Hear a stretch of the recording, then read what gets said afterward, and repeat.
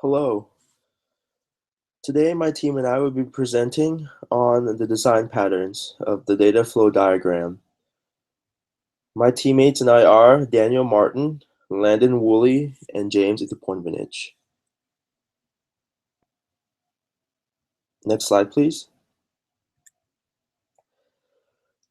The overview. So today we'll be discussing various different things regarding the design pattern of the data flow diagram. We'll be talking about first the background and information of the data flow diagram. Then we'll be discussing the symbols and the notations used. Then we'll be giving an example of the data flow diagram, and we'll be listing the advantages and disadvantages of using this design pattern. Finally, we'll be talking about the relations of the DFD or the data flow diagram to the project that we're working on currently, which is the Eagle Scout application. Next slide, please. So we'll start off with the background of the data flow diagram, or what's called the DFD. So it is based off the model of computation developed by David Martin and Gerald Estrin that they use, called the data flow graph. And they were popularized in the late 1970s in software development, arising in the classic text structure design by Ed Yourdon and Larry Constantine. And as the data flow diagram or data flow graph developed, they were used mainly for computer systems, but also as well as business processing models. Next slide, please. So more information about the data flow diagram. So DFDs are used to convey and illustrate how information data flows through the system and how that data is transformed in the process by mapping it out entirely.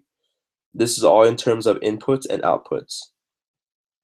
So the main purposes of the data flow diagrams are to track the data as it flows through the system and how the data is transformed or verified, and as well as giving the storage locations where the data is stored.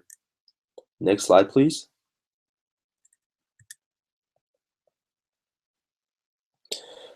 So we want to discuss now the notations that are used for the data flow diagram. There are essentially two different types of notations that are used, which are the Yourdon and Coad, also known as the Yourdon and DeMarco, and then there's the Jain and Sarson. So they define different visual representations for processes, data stores, data flow, and external entities, which are the four components that we'll be talking about. Yourdon and Coad type data flow diagrams are usually used for system analysis and design, while Jain and Sarson type DFDs are more common for visualizing information systems. The basic difference in these two notations are the looks of the processes, as you can see by the examples that we'll be listing later. So the symbols depict the four different components of the data flow diagrams. As I've listed, they are the external entities, the process, the data store, and the data flow. The external entities is an outside system that sends or receives data, communicating with the system being diagrammed. They are the sources and destination of the information entering and or leaving the system. The process is any process that changes the data, producing an output. It might perform computations or sort data based on logic. The data store is files or repositories that hold information, such as database tables and such. And the data flow, finally, is the route that data takes between the components. and shown with the arrows, that's typically labeled. Next slide, please.